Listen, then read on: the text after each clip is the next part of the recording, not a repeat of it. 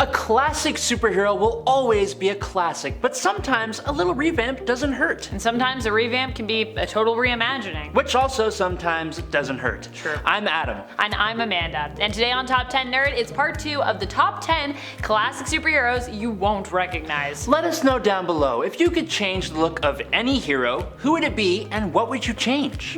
In at number 10 is Franklin Richards. As the child of 2 members of Marvel's first family, the Fantastic Four, Franklin Richards came to us in comic books as a baby. So, of course he is going to change over time, but how drastically he has changed kinda surprised me. Given the nature of his reality warping abilities, Franklin has been shown to us as an adult before he had actually reached that age in the continuity. This happened a couple times. The first time he managed to age himself up to look like a blonde version of Jesus, which was hilarious and terrifying all at the same time. There was also a time he was abducted to the future and trained to become a powerful psionic hero calling himself Psylord, which is a stupid name. And yet another time was with Jonathan Hickman's Fantastic Four when future Franklin was traveling around time interacting with different members of his family, training his younger self, and making Galactus his little herald. The funny thing is that in all those appearances and versions of himself from child to adult, he has been blonde. Now again, his powers kinda mean that he can look whatever way he decides he wants to, but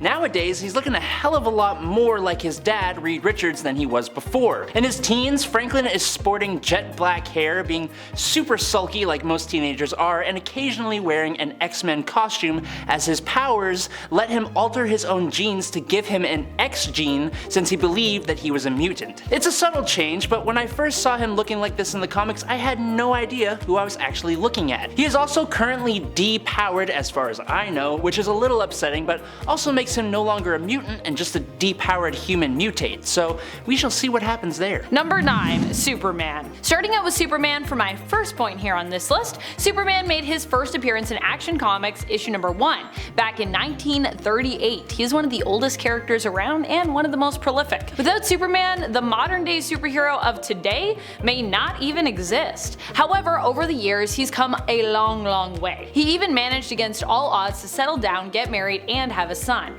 That is a rare thing in comics where time often seems unmoving and endless. However, for Superman, almost nothing is impossible. The movement of life included, apparently. Ending up with his love, Lois Lane, the two had a son together named John. Even when the continuity they were from came to an end, Superman and his family survived, carrying on despite the fact that he wasn't really the New 52 Superman at that time. Eventually, the New 52 Superman, who was romantically tied to Wonder Woman, would die and Superman from the New Earth would take his place. Although technically, Superman is now kind of a combination of both of those characters, which is kind of weird to think about because Superman and Wonder Woman were together, so what does that mean? Does he remember that? I don't know. Later, we'd get a glimpse into a possible future in Future State where Superman leaves Earth and his son John Kent takes up the mantle. Currently in the comics, John is Superman, with Clark having left Earth for a time, although don't worry, Clark Kent is also still Superman. When John was revealed to be bisexual, those who weren't following comics wrongfully assumed that DC had made Clark Kent queer when in reality, the Superman that was revealed to be bi was actually John Kent. This made crazy headlines, but I was also like, I don't think these people quite know exactly which Superman they're talking about. But on my end of the spectrum, I'm like, yay, more bi babes. Always love to see that representation myself. Also, John is just such a great character, so I'm happy to see him get a little bit more time in the spotlight. And friends, before I move on to our next spot on this list, if you love what we do here on Top 10 Nerd, be sure to show us that you love us by clicking that like button. In at number 8 is Star-Lord. When Peter Quill first appeared in Marvel Comics in Marvel Preview number 4 from January of 1976, he might as well have been a different character. The tagline on the front of the comic reads, "He stalks the galaxies, one man on a mission of cosmic vengeance." Now that's not really the Star-Lord we are familiar with today. There's also the fact that his look was reminiscent of Owlman from the Watchmen comics. Speaking of which, he actually had a pet owl. The comic, and by extension the character, was a lot more serious and fantastical. He also had actual superpowers bestowed by the costume he wore that was given to him by this guy called the Master of the Sun. He could fly without jet boots and in space without any protection. The main things that still remained were some parts of his origin story and the fact that he wielded an elemental weapon that could shoot fire, water, earth, and air,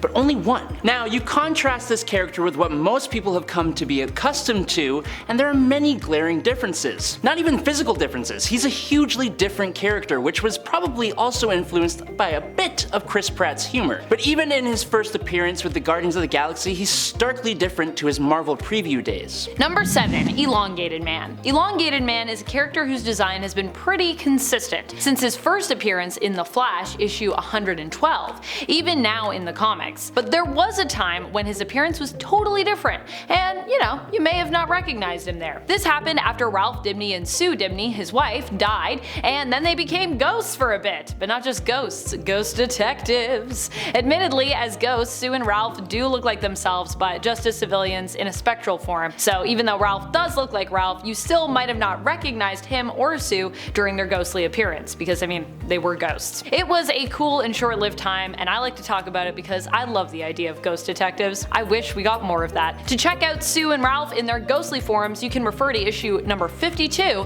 of the 52 comic series. In at number 6 is Blue Beetle. I will be honest, Blue Beetle kind of flew under my radar for a very long time. I either simply didn't care about him, or I just hadn't really known he existed. I don't know which one it was, but it was definitely one of those, and seeing the costume that the original Blue Beetle wore kinda makes me think that maybe it was the first option. That costume absolutely sucked. It was bland as hell, and it was basically just Dan Garrett in some leggings and an oversized shirt, a stupid looking cowl looking thing, and a bad domino mask. It was during World War II, so we're gonna blame this on material shortages, but every Blue Beetle outfit has been an improvement and redesign of this costume. But now, with Jaime Reyes, the Blue Beetle armor is not just way more advanced and capable, but it looks leagues and bounds better than the original. So much so that it's hard to even draw comparisons between the two. Now if we put these suits up side by side and change the colors of one of them, almost no one would believe that one was an evolution of the other. So much better now, thank the Lord. Number 5. Wonder Girl. Wonder Girl is great, and we don't honestly talk about her enough. But I guess what I should really say in regards to this list is the Wonder Girls are great. While initially the first Wonder Girl appeared as a younger version of Diana Prince in Wonder Woman issue 105 in 1959, I think the more common Wonder Girl we all think of when the moniker is mentioned, or at least most of us think of, I definitely think of, is Donna Troy. Donna Troy made her first appearance in The Brave and the Bold issue number 60 in 1965, and her look has come a long way since then. But also, she's not the only Wonder Girl anymore. There's also now Cassie Sandspark, and the more recent addition from the Brazilian Amazon, Yara Flor, with each of these Wonder Girls possessing their own very unique look. And at number 4 is Daredevil. Since some of you guys hated that Amanda used superhero names that were taken up by another character for part 1, I'm gonna be a massive troll and do it again. Know why I don't care? Because the costume that Elektra dons when she assumes the Daredevil name is freaking awesome. I absolutely love this costume. It is different enough from any of Matt Murdock's costumes to make you look twice or 3 times, but retains elements that make it clear that this is still Daredevil. That point is actually a combo because Elektra has also never looked like this before either, so wham bam, there you go. Now, her time as Daredevil was honestly somewhat short, but in my eyes, it was kind of iconic. So much so that I believe her time with the costume did transfer over some elements to the most recent iteration of Matt's costume. Now he's got that sweet neck scarf hood thing going on with the more athletic looking pants. It's much more of a ninja inspired look, and I personally will take it over his classic look any day. Sorry, not sorry. Number 3. Robin.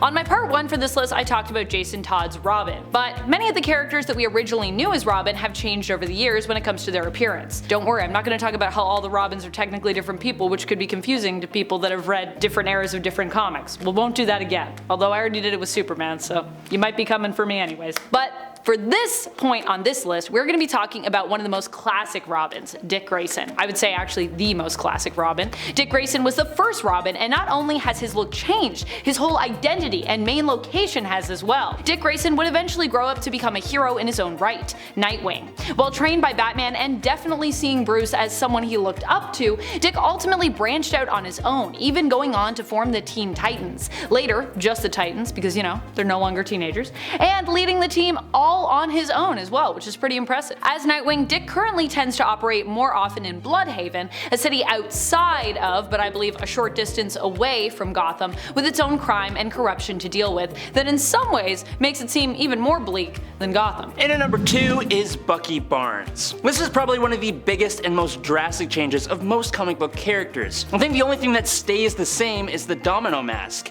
Even the man underneath the mask has changed. When Bucky Barnes first came into Marvel Comics, comics in 1940, he was the young sidekick to Captain America with his star-spangled belt, blue shorts over top of his bread right skin-tight pants, and the stylish bright blue jacket with the yellow collar. A classic look not reminiscent of Robin at all. At least, he wasn't showing as much skin as Robin did sometimes. His outfit was at least somewhat more believable than Robin's given he was operating in World War II.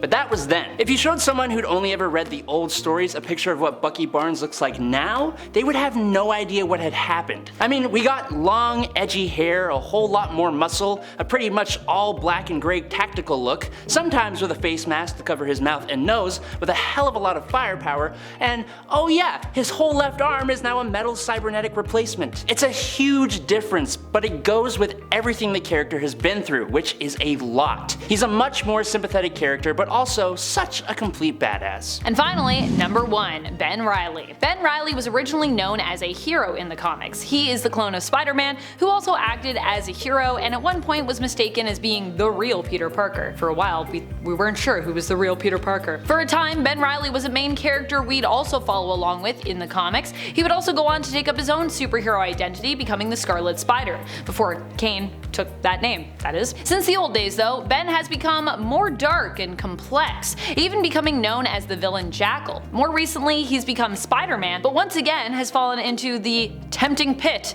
of villainy, after literally falling into a pit of green ooze. And his look, while definitely Spider-Man inspired, is much different now, with him being known by the villainous mantle of Chasm. This name comes from the memories of Peter's that Ben lost, as well as some of his own unique memories which were also lost, which sit like a great chasm in his mind, hence the name Chasm. And that's it for this list. Thank you so much for watching, and as always, you stay nerdy. YouTube.